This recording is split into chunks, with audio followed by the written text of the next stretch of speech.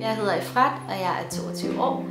Og til dagligt så er jeg nede i min forretning og mit værksted her på Blågårdsgade.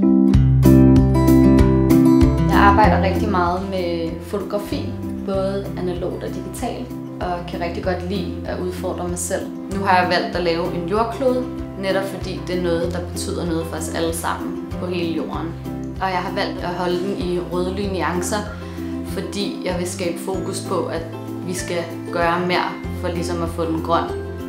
Det er meget vigtigt for mig, at der kommer fokus på den her kampagne. Netop fordi jeg ikke føler, at vi alle sammen gør nok.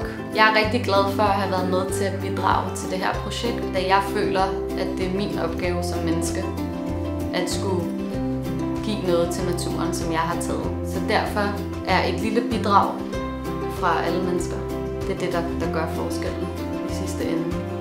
Når man tager noget, så giver man noget tilbage, og det er det, jeg har valgt at gøre.